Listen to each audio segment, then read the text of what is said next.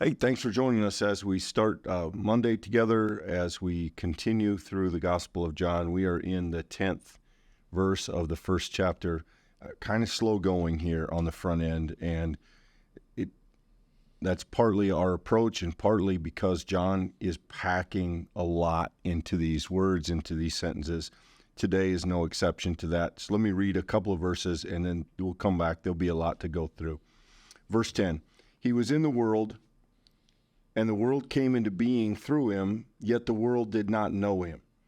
He came to what was his own, and his own people did not accept him.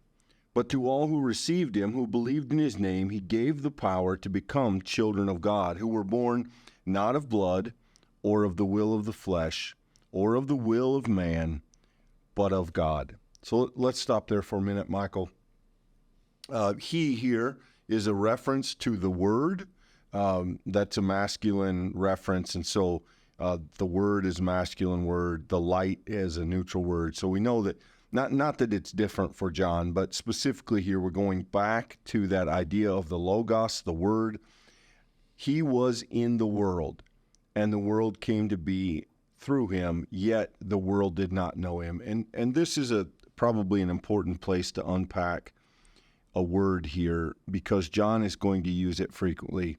In John, the word world carries significance. When John says world, he doesn't have in mind a generic reference to the planet or to a society or even to humanity. John has in mind the place where sinfulness reigns and resides. World is opposed to spirit. World is opposed to God. So God is at odds with the world, though God wants to save the world, redeem the world. But I would say, Michael, and I think pretty clearly the text will bear this out on many, many occasions, world is a kind of negative term for John. And I think it's important because it's going to come up so often. You're going to have a lot of these dualities, these kind of opposing tensions throughout the entire gospel. This is, I think, a classic example of it. We just had light and darkness, how these things are oppositional forces. And here you do have the reality that there's an opposition between the world and the spirit. There's also an opposition between the word and the world. There's an amazing gift that we have in a text like this to see the way in which the world is the context, it's the place, it's the canvas upon which God enters. So the world is able for God to enter. The incarnation, Jesus is coming as the Word into the world, is a beautiful gift to the world. But the world is like oil and water to the divine. It separates quickly. And so here we see this, that though the Word is in the world, and the world even came to being through his presence and through his power, his awareness or the knowledge of his revelation is not universal throughout the world. This is John, Clint, setting up the problem. The problem is that God has revealed. We just actually last week, as we were finishing the study there, we were talking a little bit about how we got this witness language in verse 7, the testifying to the light. Well, just a couple sentences later now, we have that the world hasn't heard the testimony. It not just hearing as in like as the words were spoken, it has not received the testimony. It's not been convicted by it. It's not been transformed or converted. The world remains the world because though the word has entered into it, the order and framework of God's creative power is at work in the world has not seen it. And this is the distinguishing feature of the way that John tells Jesus' story. You have those who get it, and you have those who don't. And there's many different varieties of that throughout the entire book. But Clint, over and over and over again, we're going to see these kind of dualities because it represents what happens when the divine meets the created. And when the created doesn't see the divine for what it is, it creates this tension, this problem that is going to live with us throughout the entire reading of this gospel. Not to jump ahead, but many people know that verse in John 3, for God so loved the world. And what's important to understand about that is that God chooses to love a world that doesn't always love him back. And so it is important, and we'll try to highlight it when we get to it, but the word and the concept of world for John is not neutral. It is at times very far-reaching, and at other times subtle, but there, a reality opposed to God, or at very least, ignorant of God. And that's the next word that we see here just a couple words later. The world did not know him. And I want you to maybe make yourself a note in your Bible, or if you've got a notebook, you're doing this study with us. The word know, the concept of knowing, is fundamentally important throughout this gospel. Jesus is going to know things just by virtue of being Jesus. There will be other people who know things. There will be people who don't know. They didn't know what this meant. They didn't know what the idea of knowledge. Knowledge might not even be the right word, Michael. Maybe more something like awareness, revelation even, that there are people who understand what is happening and there are people who don't. And the world is full of people who don't. The world did not know him. And so again, John gives us this separation with this concept of knowing, those who do and those who don't, and the interplay between them in this gospel is really interesting and really important. It's tempting to get ahead of where we are, and I'm going to try to restrain myself a little bit here, but I do think it's worth knowing that John is already giving us some of the background of what makes Jesus's interactions with the Jews and the Jewish leaders so contentious. Because as you see it here, Jesus is in the world, and that world is cosmic. That world includes the Roman Empire. That includes all of the pagans, those who worship other gods. But this is really, really an amazing turn in the text. He comes to what's his own, and read this, his own people did not accept him. The Jews, who become this major flashpoint throughout the entire book of John, that they are in the most deplorable position within the context of John, because they are the ones closest to Jesus. They're the ones who should be best able to see that revelation. They should be best able to understand how it's the fulfillment of all these things. That they believe and worship the Creator, and they're missing what the Creator takes on flesh. This is the tension that gets built into John right from the very beginning. And biblical scholars, we mentioned this in the introductory materials. There are some debates about how far should you read these kind of divisions, and where does it take us wrong and outside of what John originally intended. But that's not the conversation for today. The point is just simply, the world misses Jesus. We on some level get that. But the people who should have been first to recognize him, they also miss Jesus. And John wants it to be clear from the very beginning that though there is testimony to the light, to the truth, not everyone, even the people who you would think would be first to get it, are going to understand it. Right. And this is, this is very important. To some extent, this is the story of all the Gospels. John's not unique in this, but John does paint this theme, I think, particularly strongly to all who received him, who believed in his name. And notice that that's important because his own people did not accept him. The very one who should be celebrated, who should be welcomed, and who should be worshiped is rejected. And the idea of rejection is important as well in the Gospel of John. There are those who should accept.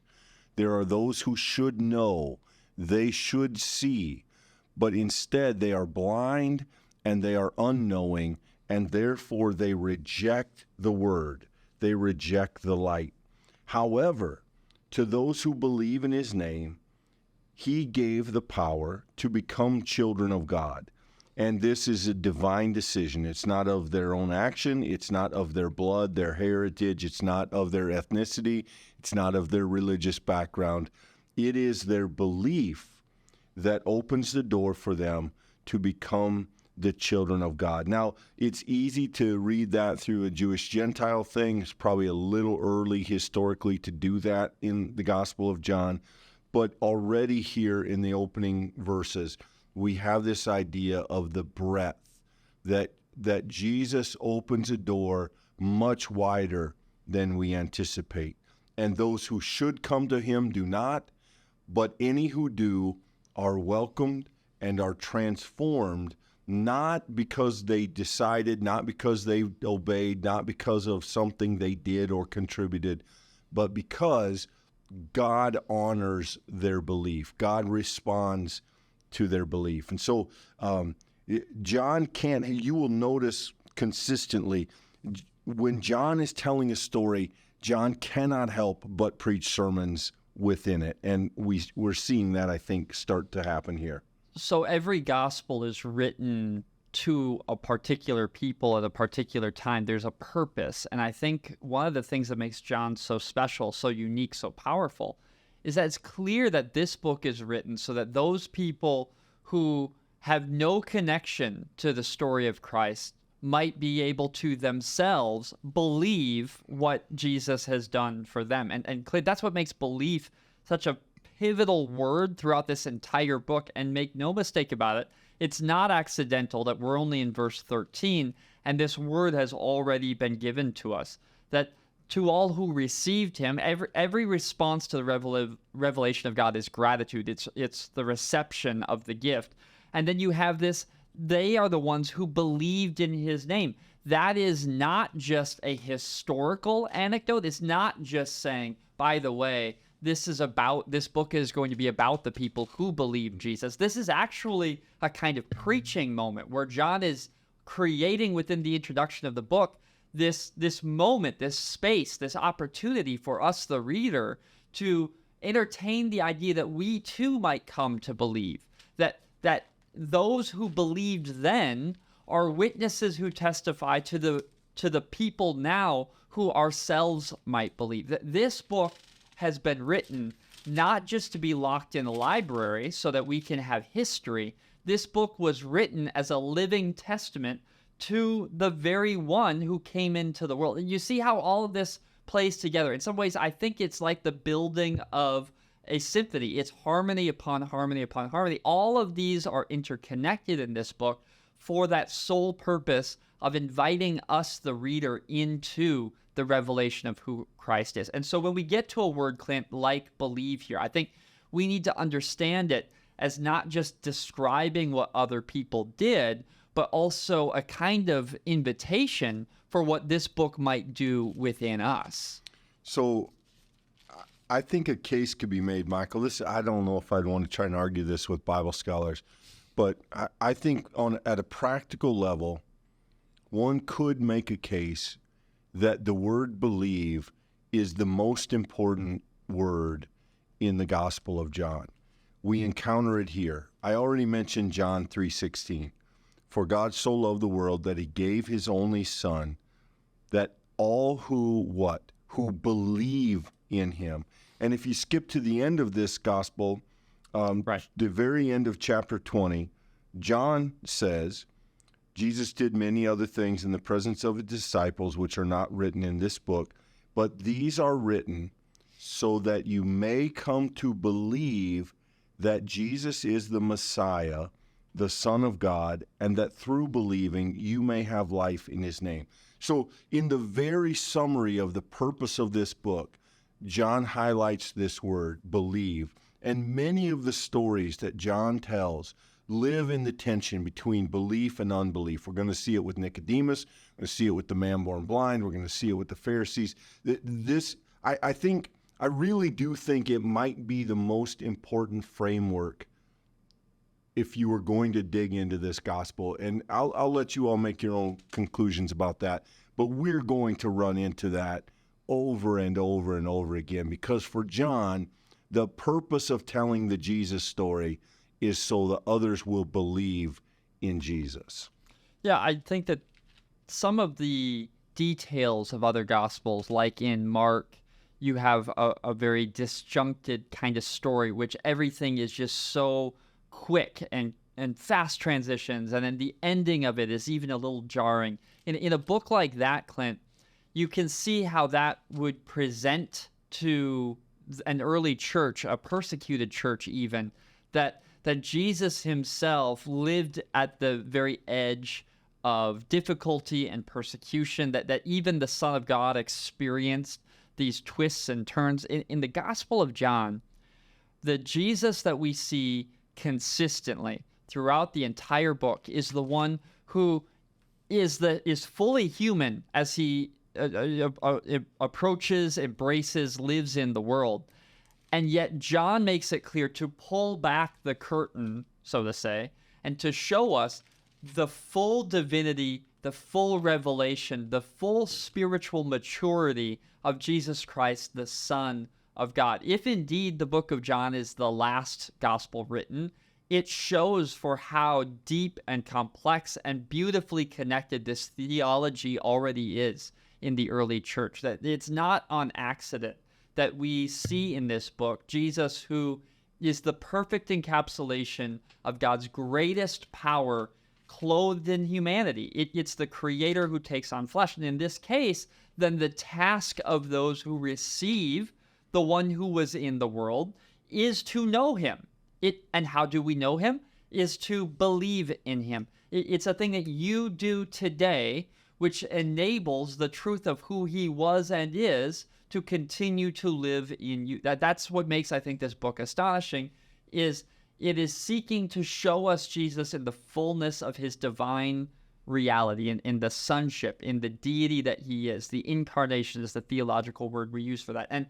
And John, it gives us the story, it gives us the framework, it gives us the narrative. Everything we need to understand the depth of that, John is sought out to tell us. And we see that, not to keep repeating ourselves or repeating myself, but I just think it's so important. John's going to summarize at the end, like any good writer, to tell us what we should have heard. And right now we're in the beginning, and John is trying to tell us what we need to be listening for. And we should be hearing that clearly here today. Yeah, so we have about another day of some of this theological foundation underpinning and then get into the story. Hope you can join us tomorrow because, again, we get to some material that is at the crux of what John wants us to know and what we need to know moving into this gospel, particularly this book, but in general, the gospel as well.